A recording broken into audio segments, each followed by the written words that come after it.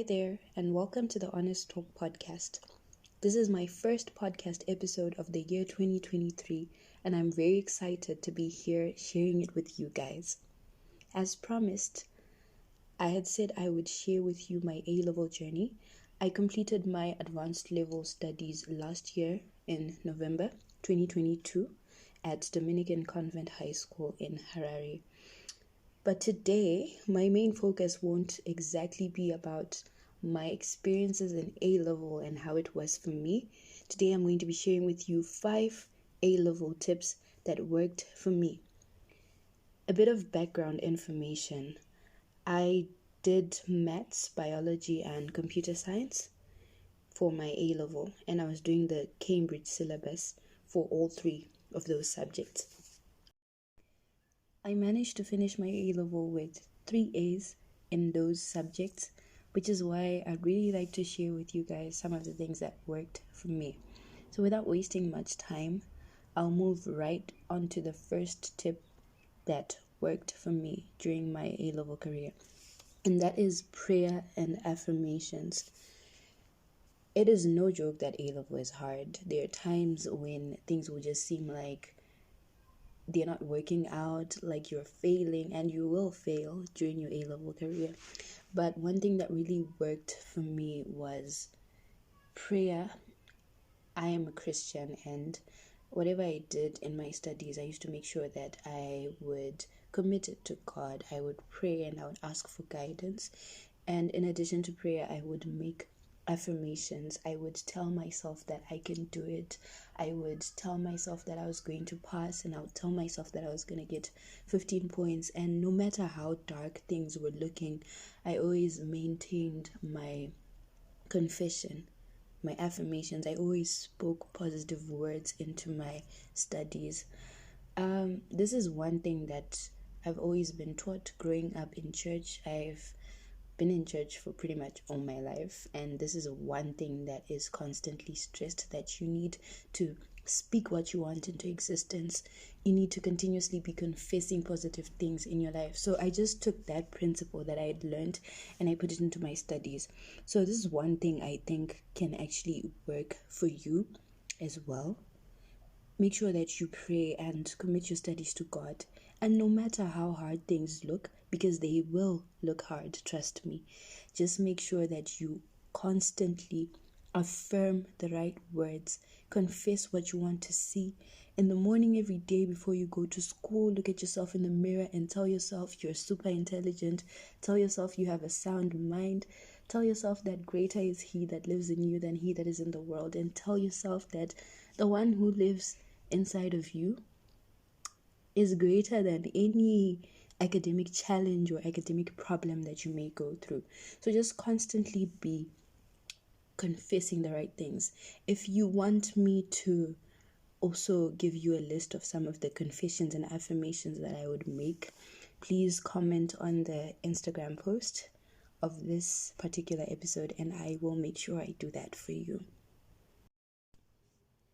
The second thing that I would like to share is reading ahead. So you can pray and you can affirm, but faith without works is dead. So you need to actually put in the work. And one thing that really worked wonders for me was reading ahead.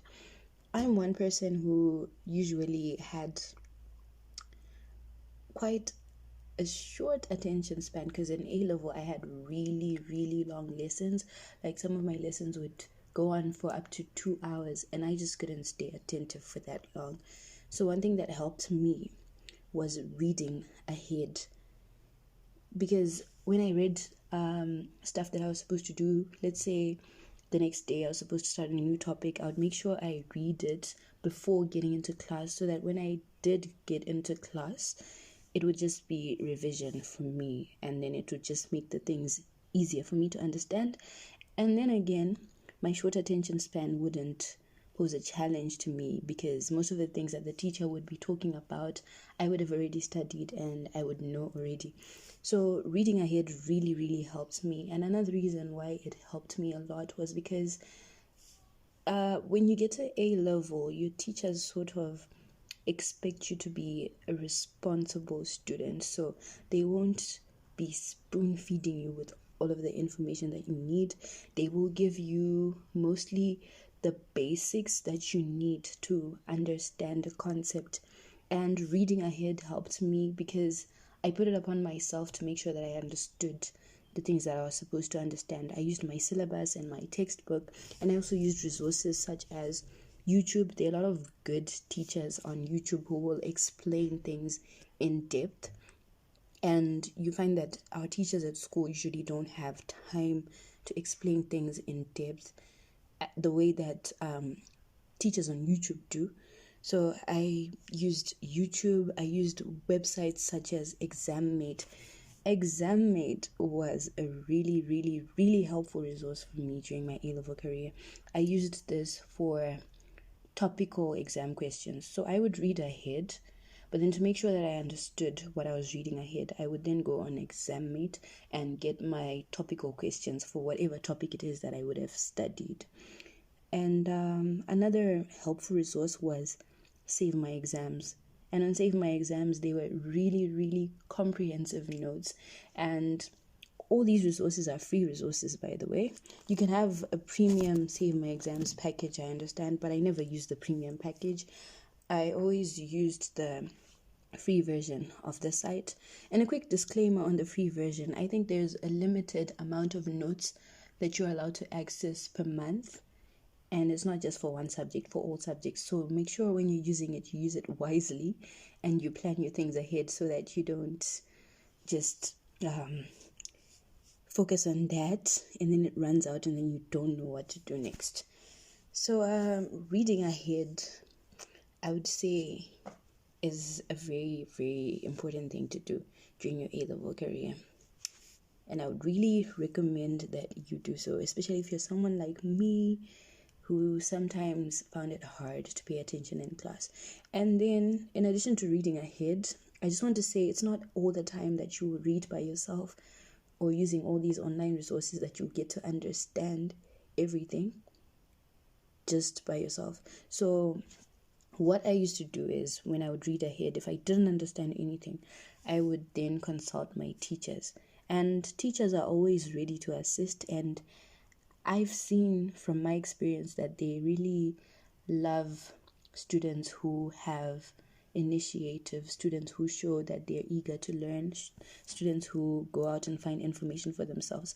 So if you do decide to start reading ahead and then you find things that you're not understanding, don't get discouraged whenever you don't understand anything. If you use online resources and you still don't understand, then make an effort to visit your teacher and have them explain it to you in person, and you'll find that that will be very helpful for you. Now, the third tip that I have for you guys is having regular study times. The fortunate thing for me was that I was in boarding, and in boarding I was forced to study from around 7 to around 9. So I always had a compulsory 2 hours of study every day. Now, if you're someone who's not forced by anyone to have compulsory hours of study, I would suggest that you create a routine for yourself where you have a set time that you study every day, and you should be consistent in that. So I would recommend sometime in the evening, because during the day we're usually busy with lessons and assignments and all that. So pick a time in the evening, preferably no less than 2 hours, because we have a lot of content in A-level, and I'm sure you can relate to that if you're listening to this and you're in A-level. So I had a regular study time that I had from 7 to 9, and then I did have a timetable. I did have a study timetable, but I did not always manage to follow it to the dot. So I would say if you're someone who's good at following timetables, then definitely have a set study time and a set timetable as well. For me, I found that I usually liked to study what I felt like needed the most attention at the time. And I think that's one of the reasons why I failed to follow my study timetable all the time. I'm not saying I never did follow it. I did follow it. But then I found that usually I had to give more attention to some subjects than others, because sometimes I'd find myself lagging behind in, say, computer science, and then I had to learn how to code, and then I had to look for all these other resources, so I'd end up having to skip my biology slot and just add it to computers and stuff like that. But definitely have a regular study time and create a routine from that. Tip number 4 is doing past exam questions. And I'm sure you've heard this. Everyone who's ever written exams, who gives tips on how to pass exams, will always tell you to practice doing past exam questions. And it's no exception to this podcast episode as well. This is one tip that is very, very helpful. You cannot go wrong if you do this as diligently as you're supposed to. So I would make sure I did past exam questions. At first, when I wasn't done with my full courses, I would just do the questions that I'd covered, the questions for the topics that I'd covered. And then later on, when I was done with my courses and preparing to write my exams, I would actually do like the full question papers, and I would time myself to make sure that I got used to the exam time as well. So that's definitely something that you should be doing, and try to start as early as possible so that you get used to the questioning technique of the exam board that you're writing for, and you also get used to the time.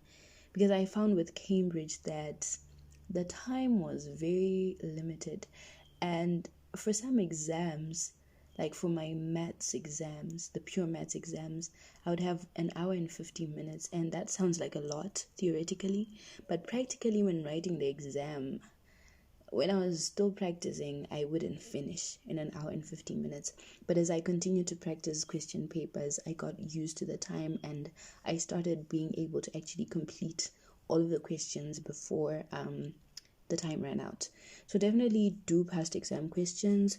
1, to get used to the exam technique, the questioning technique, and 2, to also get used to the time of the exam.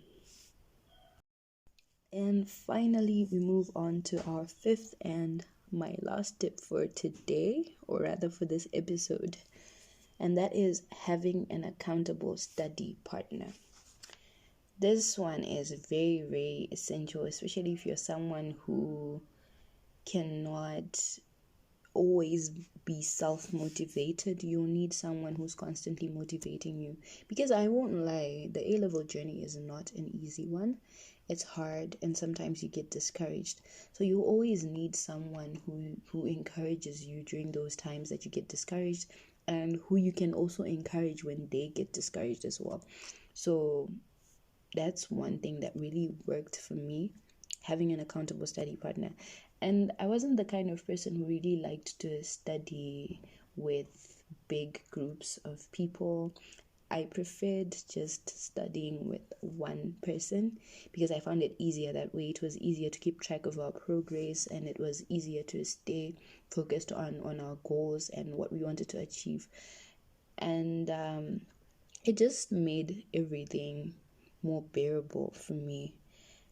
And my study partner and I actually used to, we had different combinations. Well, we both did maths and biology, but she did chemistry and I did computer science. And we used to study maths and biology together.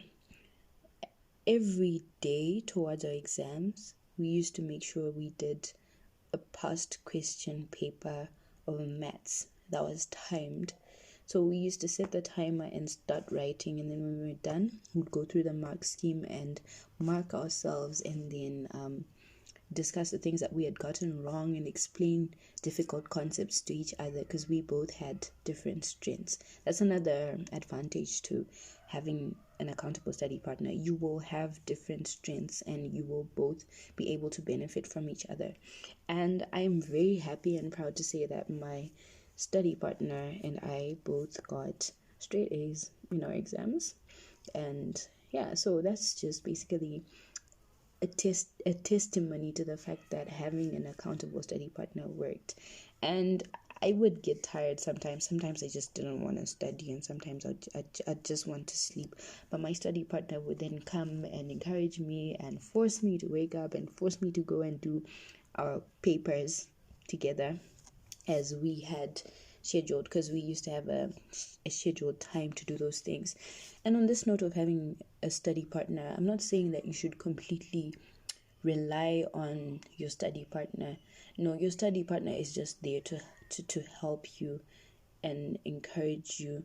You know, she or he is not there to bear your load or carry the whole of your load. No, you also need to make sure you have times of personal study. My study partner and I used to study together only after we had our personal times of study, so that when we got together, we would edify each other and we both had knowledge that we could share with one another. So yeah, when you do have an accountable study partner, make sure that your partner also has the same vision and the same goals and the same drive as you, and also make sure that you make time for personal study and don't get carried away by the fact that, oh, I'm still going to study, when he or she comes and then we have to study together, so I can relax now. So that is it for the 5 tips that I have for you guys today.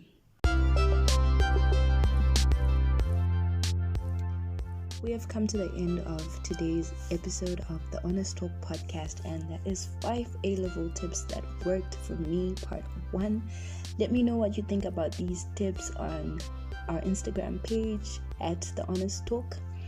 The first one, prayer and affirmations. The second one, reading ahead. The third one, having regular study times. The fourth one, doing past exam questions. And the fifth one, having an accountable study partner. That is it from me today. I hope you enjoy the rest of your day or afternoon or night. Stay honest.